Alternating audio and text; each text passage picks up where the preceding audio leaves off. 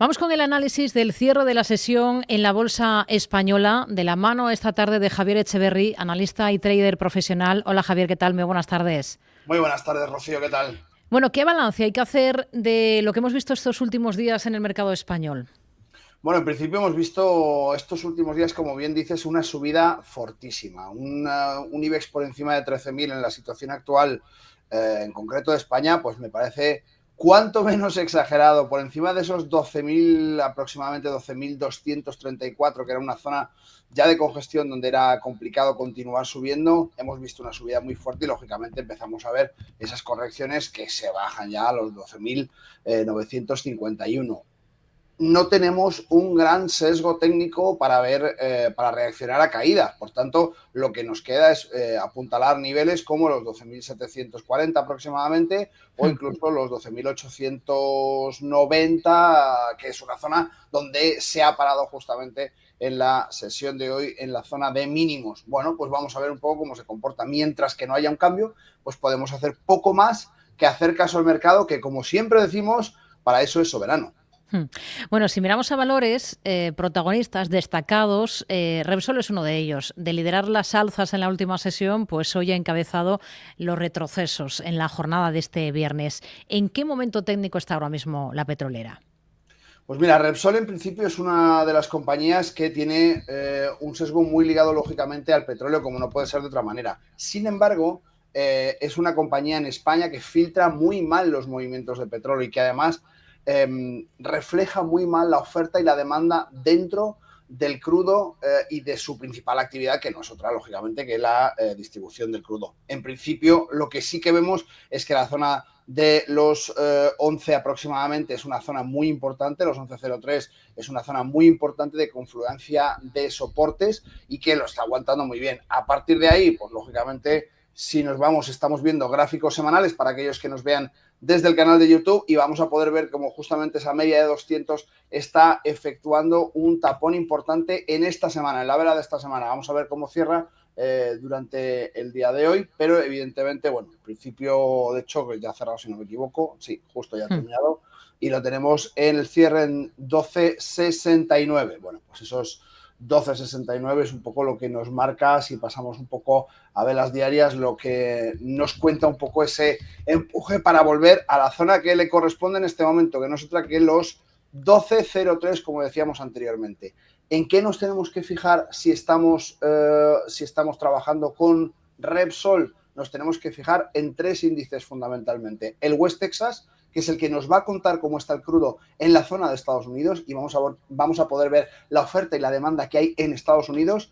Si te fijas en la pantalla, aquellos que podáis verla desde el canal de YouTube, podréis ver claramente cómo está dentro de un rango bajista ese West Texas cotizando en este momento en los 70,96 y metiéndose de vuelta en ese rango bajista que podemos ver. Eso lo que nos dice es que la Hmm. oferta en Estados Unidos, en la zona de Estados Unidos, lógicamente se mantiene no solamente controlada, sino que se mantiene también baja. Si nos vamos a ver el Brent, vamos a ver que la situación es distinta. Nos vemos en un canal lateral. Parece que hacen exactamente lo mismo, pero lo cierto es que no, porque el Brent, que es el crudo del Mar del Norte, nos cuenta una historia un poco distinta. Lógicamente, funcionan de manera muy similar, pero tienen estas peculiaridades que nos ayudan a entender un poco cómo funciona. Aquí no vemos una demanda tan retraída, sino que vemos un impulso bajista en una demanda un poco más sostenida y un poco más fuerte. Y si nos vamos al crudo Murban, que es ese crudo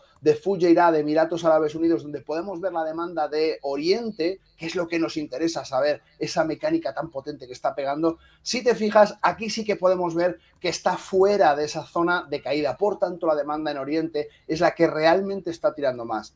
Esto traducido a los Hmm. inversores que estén trabajando con Repsol en este momento, tenemos que pensar que Repsol se nutre fundamentalmente del crudo del Mar del Norte. Tienen la mayor parte de sus acuerdos en el crudo Brent y por Hmm. tanto tendremos una reducción de la demanda más lenta de lo que lo tenemos en esos tres crudos principales. Pero todo aquel que invierta en crudo es importante que vigile estos tres índices. Si te fijas, por ejemplo, en ExxonMobil, otra compañía importantísima, te vas a dar cuenta de que el momentum de ExxonMobil y el momentum de Repsol son totalmente distintos. El comportamiento es totalmente distinto y ese comportamiento lateral sostenido es lo que Repsol no es capaz de hacer con el crudo del Mar del Norte.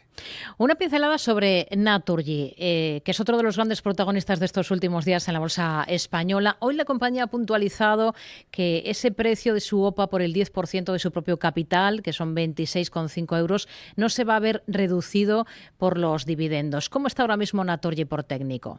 Pues mira, técnicamente lo tenemos justamente en una zona de soporte y resistencia, confluencia de precios muy importante en esos 25,56, cotizó en 25,34 hasta el cierre total y lógicamente nos queda esa zona muy importante donde se ha parado y se ha parado ya además en dos ocasiones muy cercanas. Si nos fijamos en los gráficos, el último día ha sido el 7 de febrero. El 7 de febrero prácticamente tocaba esos 25,56 y de nuevo ayer vuelve a tocarlos, hoy vuelve a tocarlos y sigue sin superarlos. Hace un pequeño testeo y continúa en esa zona. Histórico, lógicamente, en agosto del 23, en julio del 23, en mayo del 23, toda esa zona es una zona muy importante. Así es que, como estamos en una zona de confluencia de precios, lo que hay que hacer es esperar a ver cuál es el desarrollo justamente de esa zona de confluencia, donde oferta y demanda, es decir, compradores y vendedores, se ponen de acuerdo en no sobrepasar.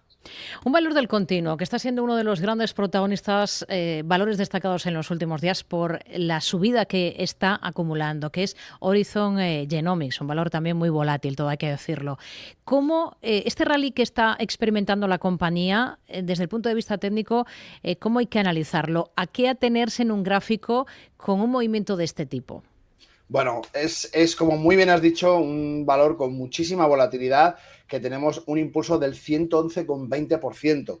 Esto en cualquier activo, no solamente en Horizon Genomics, en cualquier activo de cualquier clase, no solamente acciones, sino ETFs, criptos, cualquier tipo de activo que tenga concretamente, fijaos, os voy a decir 1, 2, 3, 4, 5, 6, 7, 8 jornadas, 8 jornadas bursátiles, un crecimiento del 111,20%, tenemos que entender que es un activo de altísimo riesgo. ¿Cuál es el sesgo del activo? Bajista, mega bajista. Y se ha quedado justamente en la misma zona de enero del 23, es decir, zona de confluencia de precios de nuevo. También encontramos una zona importante en agosto del 16, julio del 16 de confluencia de precios y el sesgo viene siendo muy, muy, muy bajista desde el 21, que cotizaba a 4,39. Fijaos hasta dónde cotizaba en concreto a finales de enero en 1, os lo voy a decir con exactitud, 1,42, lo tenemos en 2,93.